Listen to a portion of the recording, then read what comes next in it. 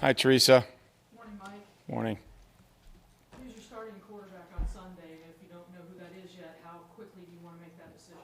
Well, I think that decision will be made this evening and tomorrow, and then we'll let everybody know. We'll let the players involved know, let the team know, and then let you guys know. Why wouldn't you change, given what you saw from Marcus yesterday and given where you are currently? Well, I just want to make sure that we're going through everything that we need to go through and what we want to do offensively.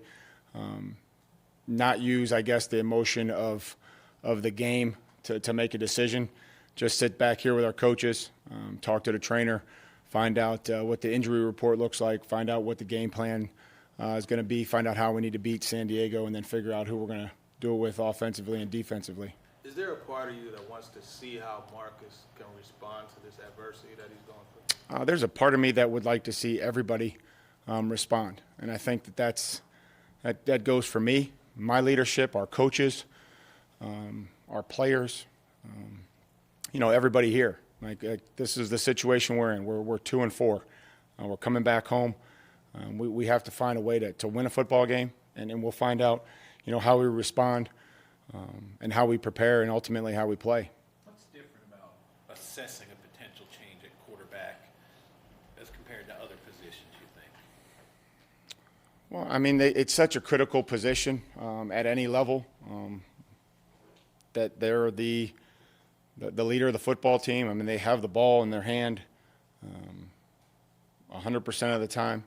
The decision-making, the execution, the orchestration of what would be the offense. So those are critical factors that go into making decisions. You said yesterday when the time, after looking at it, what was the trouble with the short passes, with the screen, with the low ball to Delaney, with the accuracy? We weren't able to hit them. We were high sometimes, we were low. Derek got a hand on it, didn't make the catch. A lot of different factors. Footwork, delivery, a lot of timing.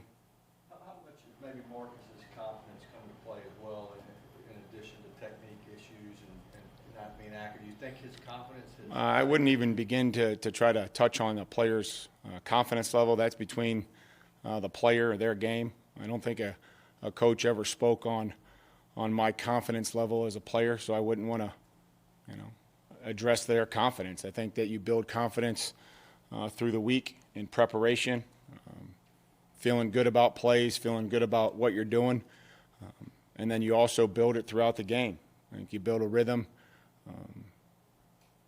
confidence, momentum in what we're doing in all three phases. If you have a quarterback with struggling confidence, might that not be a time for you to stray from somebody not having talked to you who didn't have a confidence problem? We're just going to make the decisions that we feel like give us the best chance to win and score points. So we'll evaluate every position, and we'll see where we go. You've seen Marcus make plays last year against the Eagles or the Patriots. You were in Atlanta a couple of weeks ago. When it gets to the point where it was yesterday, can you put your finger on it? What's wrong? What's left him at this point, or what's not working for him? I mean, why? I think that we're all involved. I think that when things don't go well, we all want to make sure that we're finding people to blame. I'm not going to do that. I won't ever do that. So we have to shore up a lot of things. We have to do everything we can to help the guy next to us do their job better, whether that's linemen helping linemen, receivers helping quarterbacks. There's nobody that stands next to the quarterback. So when I talk to the lineman about helping the guy next to you, there's 10 other guys that, have to be able to help the quarterback. The quarterback has to be able to help himself, but it's easy for me to tell Nate and Jack to help each other, but there's nobody that stands next to the quarterback. So, the receivers have to help them, the line has to help them, and the backs have to help them. You talk about accountability all the time. Isn't there, maybe blame's too harsh a word, but isn't there a degree of blame that needs to be doled out in terms of making guys accountable for things? Yeah, we'll hold guys accountable, but we're really we're looking for, at this point in time, results, and we have to have guys in position to give us the results. We have to prepare them to give us the results, and then ultimately we have to go out to execute and coach on Sunday to give us results. Like, that's what this business is about. What do you say your defense? Because some of those guys, talking to them yesterday, they're like, well, we have to elevate our game. If it's going to be 0-0, then it's just going to be 0-0. And I appreciate that, and I know that they're frustrated. That's how it goes. But hopefully that they can take some of that frustration out on the other team. And give us a chance to get some turnovers, punch a ball out, knock it out, intercept it, tip it at the line of scrimmage. So that's kind of where you're at there. Marcus has been to a Pro Bowl. He's been to the playoffs before you were hired. Since you've been hired, he's regressed to this point. Why? I guess I'm just not a very good coach, Jared. Whoever you decide on for Sunday, does that necessarily mean that's the person you're sticking with going forward? I mean, I think the continuity, we're going to take it one game at a time, but I don't think that the answer is certainly a revolving door at that position or any position. You'd like to have some continuity, but, I think where we are, we're in a one game, every week is a new week. And right now we're focused on this team today, the Chargers, and how we prepare our team for the Chargers. How much does that go into the decision that you're going to have to make? The fact that you don't want to be a revolving door, to make the move that it needs to be permanent? I think there's a lot of factors. Again, there's things that we'll think about here today. I'll talk about, and again, just try to come up with the best decision, moving forward for the team. Is it the history of up and down games? Do you feel like you guys have a finger on what it is that leads to the good and what it is that leads to the bad? I don't think we have enough fingers on it. I just, the inconsistencies right now, just have to improve.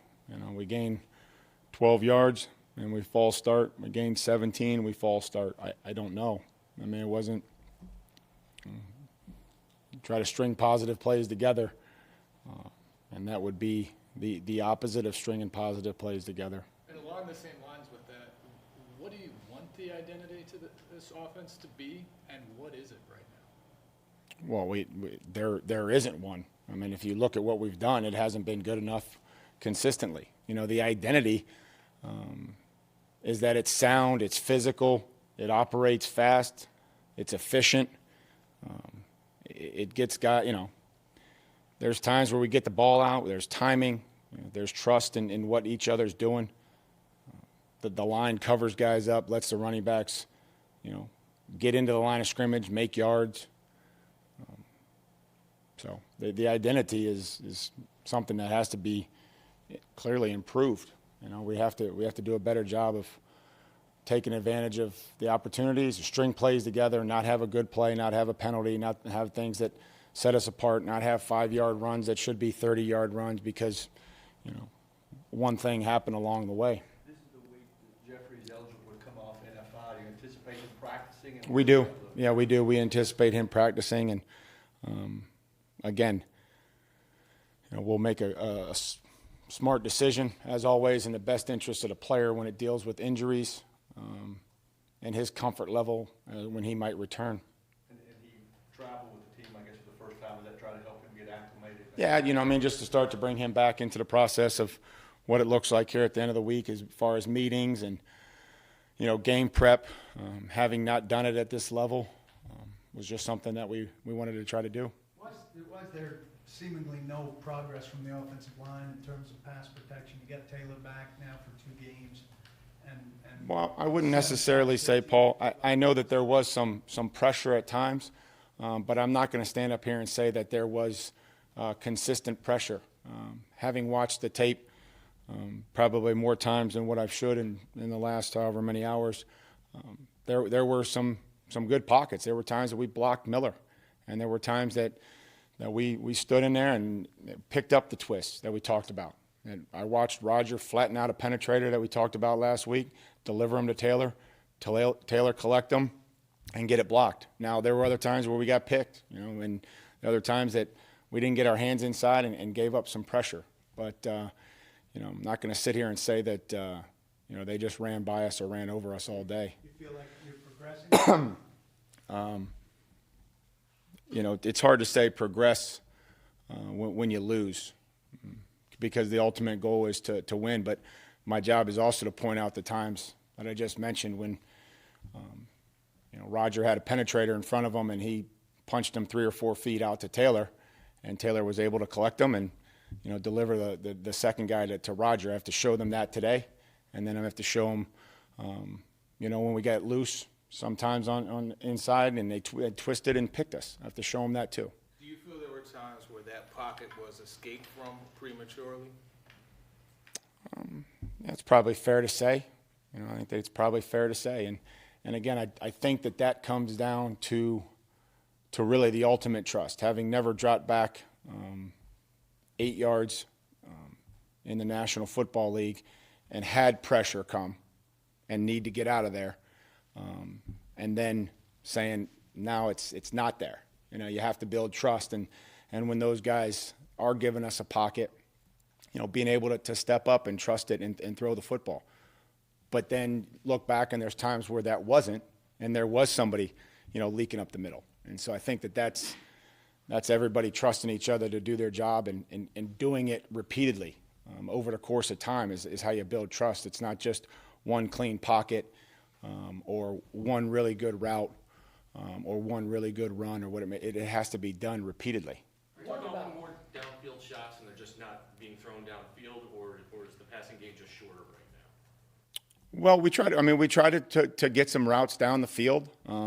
They covered them, and then, when we took one, we got hit a little bit, and we came back, and I guess Simmons, made the play there down the field. So, we want to try to take them, and if they're not there, then we have to try to work intermediate and check the ball down. You said culture doesn't matter when you're winning, but it is important when you're struggling.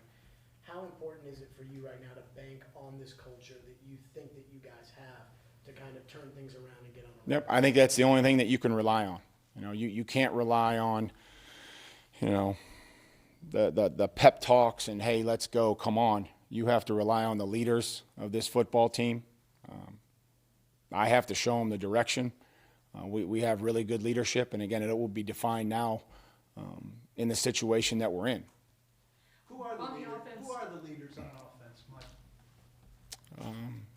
I think Ben's a really good leader. I think Dion leads. I think Delaney leads. I think there's a lot of guys that start to lead in their own way, and I think that by doing your job and improving each and every week and playing with great effort, that's how things get defined. It looked like you gave a carry to Dalen Dawkins ahead of Dion Lewis. How much leadership can guys take from a guy whose role is getting reduced the way Dion's is? I think that the one thing that I've never tried to do was say that leadership was based on production. And I think that's the mistake that you're trying to make here is it's not based on production. It's based on preparation, your attitude every day in the building, how you come to work, how you prepare, what kind of teammate are you. That's what a leader is. A leader is not the guy that goes out and runs for 200 yards or, maybe has 3 or 4 touchdowns. That's not a leader. That's a really good player. Mike, I assume you love what you do to have the job that you've got. Absolutely. Love the X's and O's, love the practice field. Love the players. Love coaching. Love trying to help players do their job better. And so how difficult, though, is the personal side of it when you're faced with these monumental decisions? Because I know you got to have a ton of respect for everybody in there. It's something that I think that it comes down to honesty, having a conversation with a player, being honest with them at every position, at every level. There's a lot of things that I deal with on a daily basis that have nothing to do with football. But then when football's involved, I think that, you have to be honest with players and say this is what we're, doing. We feel like it's in the best interest of the team. You have to listen to them. My job isn't to agree with them, but it's to listen to them. It's to understand their position and then make a decision that's best for the Titans. In trying to fix this offense, do you look at maybe moving Arthur from the sideline back to the box? There's a lot of things that we could look at, Teresa. I think we have to look at, just playing better and preparing better, making sure that the players are, 100% sound on what they're doing, give them answers for things that are going to come up during the game, which always happen. That's a part of this business. We can't show them every play that they're going to run on offense. We don't know what they're going to run. We can't show them every single defense that they're going to run, but we have to make sure that they have answers to be able to work through things that come up in a game, a situation, how we're going to block something, what are we going to do with this look, that there's base fundamentals that we rely on. How important is it for you to make sure that Marcus knows that you still believe in him, if you still believe in him? Well, anybody that's on this team, we believe in. I mean, that's why they're here. Like John and I make decisions. If a guy's on a practice squad, we believe that on Sunday or Saturday he could get activated to the 53-man roster and then be ready for the game. Like, that's why everybody's here. They're not here. You know, the practice squad isn't just a, you know, hey, go run cards. It's we ask them to understand the game plan. If a guy gets sick or a guy gets hurt, so that wouldn't matter for the 63rd guy on the roster or the quarterback. You know, we have faith in everybody here that they're going to have to go out and do their job on Sunday potentially. You said when you make the decision, you got to let the team know, let the media know. I know a lot of coaches kind of wait to take advantage of it, maybe of a competitive advantage. What's the benefit to making it public who your starting quarterback's going to be? There's no advantage. I mean, I don't know. I guess I was joking when I said I was going to tell you guys. It'd be the last guys I'd tell. No, it's on the record. So we may let it play out through the week. The most important people that we talk to are the players, and you know, with whatever decision that we make, whether that be with players that are injured, that are coming back. You know, there's not a whole lot of secrets when we sit in this room and we talk to the team. How's Jalen Brown? Didn't finish the game, so you know, we'll see where he's at going forward and try to get him back here towards the end of the week. But you know, he wasn't able to finish the game. How do you assess what Tannehill did when he was in there when he came in? You know, it was functional. He moved the ball, made some nice throws, but you know, in the end, wasn't enough to score any points. You're hopeful you get a couple of your outside backers back this week, or is that just going to be watching them through the practice week and see how it plays out? We'll see, you know, where they are as we move through the week. I'm not really sure here on Monday. That's good. Thanks, guys. Appreciate it. We got it.